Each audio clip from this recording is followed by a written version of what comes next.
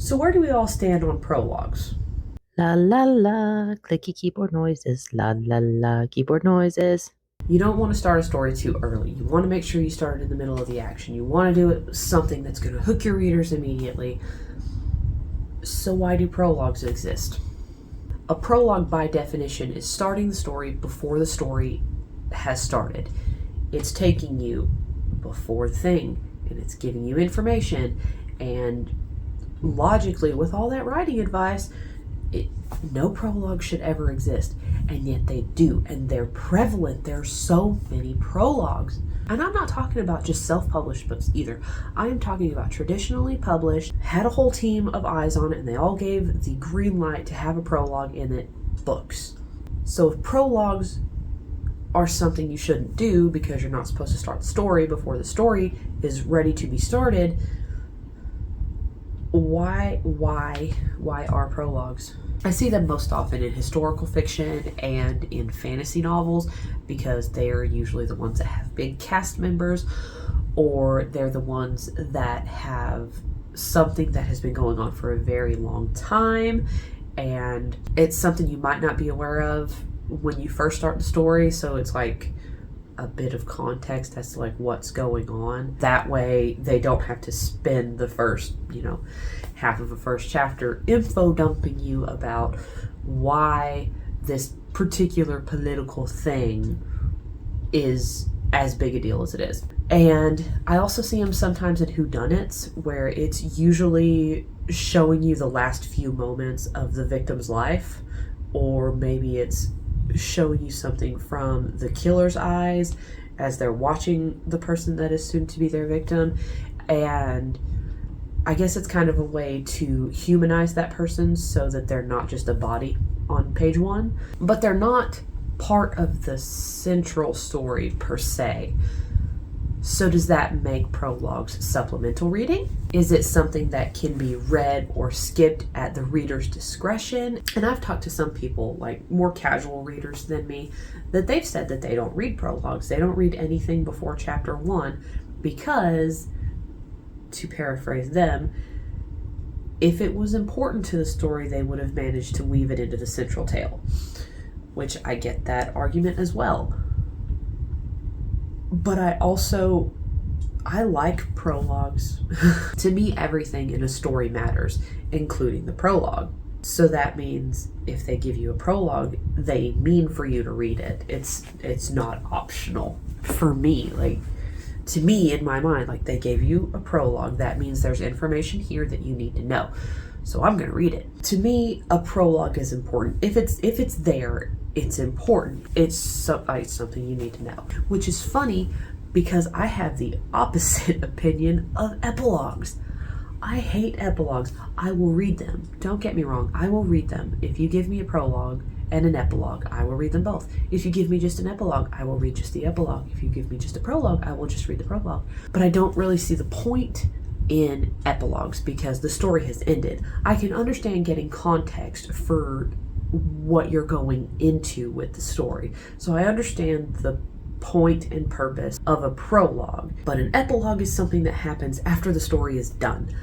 Why do I need to know 5 years in the future how my characters are still doing? The main story is over. I do understand that some people want to make sure that the characters that they have followed are all still alive and well or whatever, but I don't see the purpose of it because the story's over. There's nothing more to say. I do mostly see this in like romance books, or well, not necessarily just like a romance book. I usually see it in like romance series, and the epilogue is usually something like a scene that kind of sets up the next couple in the book, which I get the purpose of that. But also these are standalones, like they should be standalone books, so you don't really need an epilogue to know who the couple in the next book is going to be. Just start the next book with that couple, I don't know. Am I the only one that's like pro-prologue and anti-epilogue? Am I a crazy person? Am I taking crazy pills? I ask this because in the process of restarting my hook book, I wrote a prologue for the story. I was kind of using it as an attempt to get me in the headspace of the characters and to help me figure out Hook's motivations and his temperament a little bit better. But I was curious, like, if I were to include that in a novel, would people even read it? Like, to me, that would be important information to read. But I wasn't sure if people read prologues or if they just look at it and they're like, oh, it's optional and skip it. I like what I wrote. And I do think it gives me a better feel for the characters. I might be able to weave it in as a flashback somewhere, or I may not even need it at all once everything is all written and the story is told. But I was just wondering, from the standpoint of readers, do people still read prologues? Like, do a lot of people read prologues? Because I was just curious. I don't know. Even if I do keep it, I know I'm going to have to tweak it because it is longer than I would like. It's almost like a full chapter in length, and I hate when prologues are that long. Prologue should only be a couple pages, in my opinion. But I do know I'm going to have to tweak it, even if I do keep that in the final draft. But I was just curious, what you guys think about prologues, if you read them, if you skip them, if you roll your eyes when you see them and then read them begrudgingly. As I vaguely referred to a moment ago, Paraiko is officially over.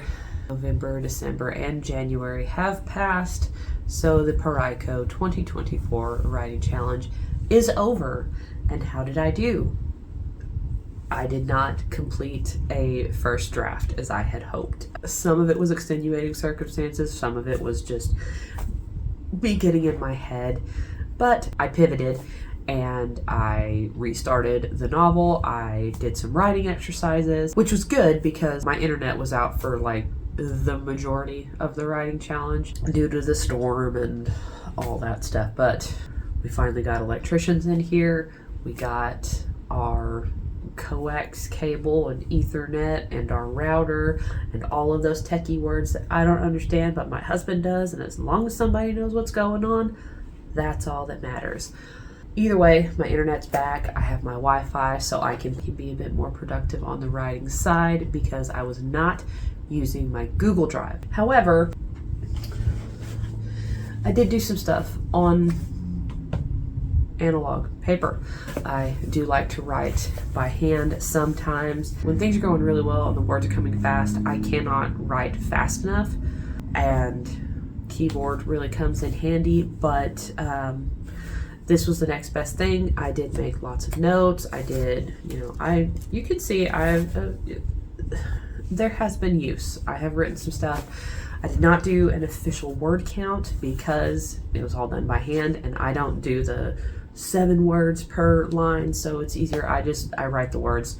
I don't count. So I have no final word count that I can offer to you, but I have been working and brainstorming, writing, and now I've got a prologue, and now I have my Wi-Fi, so the words will be able to come, so I will actually be able to sit at any spot in my house and do writing and actually let it be able to sync to my Google Drive and be able to put it on my emails, because I couldn't load anything on my phone. Wi-Fi hotspot or not, the connection was still garbage, so what can you do?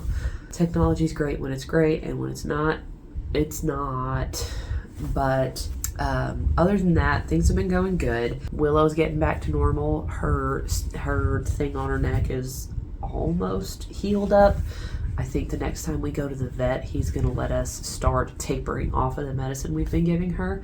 As for eating more plant-based, I have kind of been doing that. I've been adding some more vegetables into my diet. The meat cutting down I have also been kind of working on, but also I've been sick, if you couldn't tell, so I've just mostly been eating what's around the house, which is like bacon, egg, and cheese sandwiches and chicken noodle soup and stuff. I made a really good cauliflower chowder. That's really good. It tastes kind of like a cheesy bacon potato soup. That was really good, and that was good for my throat. That was really good. Nice, warm, hearty soup, and I enjoyed that very much with a slice of garlic bread, which did come from a box from the freezer, but I don't care. I have been working on my bullet journal a little bit, and I've been taking a path forward and figuring out ways that I can meet my affirmations and aspirations for the year. I am stepping out of my comfort zone and trying new things. I got a tattoo in January, and I did not decide on the design until I had been there for like an hour. So that was fun. For February, I am going to a Chinese New Year event, and Chinese New Year has already passed, but the Chinese group in the area, they organized it for this upcoming Saturday, and we're going to it, and that's going to be fun. And then that night we're going to an amateur wrestling match, which I haven't been to a wrestling match since I was a child. So that'll be fun. Technically, yes, I've been to a wrestling match before, but that was when I was a child. If I haven't done something in 20 years, it counts as doing something new. Okay. I also have a couple of events lined up that I want to go to. I signed up for a soap making class in May. I don't plan stuff out this far. Who am I? Anyway, I'm looking forward to February. I think January went by pretty well. You know, it was a lot of chaos because we finally got the playroom starting to get rebuilt and we got sick and all that stuff. But I think January was a good month overall, and I'm really looking forward to February and what February's got to offer. And speaking of February, as it is the shortest month of the year, clocking in at an average of 28 days, it is the only month that can pass by without a full moon. Normally the full moon in February is called the snow moon. At least where I'm from, it's also sometimes known as an ice moon, I believe. But on the years that it does not happen, when the February does not have a full moon, it is known as a black moon, so that the naming conventions for all of the moons can stay in sync. The last time there was a black moon phenomena was in 2018, and the next time it will occur is going to be all the way out in 2037. So I hate to break it to you, we are going to have a full moon this month, but mark your calendars, 2037 black moon. Thank you very much for sticking around with me today and listening to my recovering cold flu voice raise the questions about the worth and value of prologues and epilogues. Let me know your thoughts on them below, because I am genuinely curious if I am the only one that has concerns about if people are actually reading these things. My name is Jennifer McPeek. I am a currently unpublished author who is writing a few different projects in the attempt to make writing a career for myself. If you would like to follow me on this journey, and I would love if you did, I post new videos every other Wednesday, and I talk about reading, writing, arts, and crafts. I ask questions, I make jokes, and I share fun little tidbits of knowledge that I have accumulated over the years. I hope you have a great day, and I will see you next time. Later. La la la, clicky keyboard noises. La la la, keyboard noises. 24 minutes filming. No audio got recorded. Yeah. Jerk. F word and a half.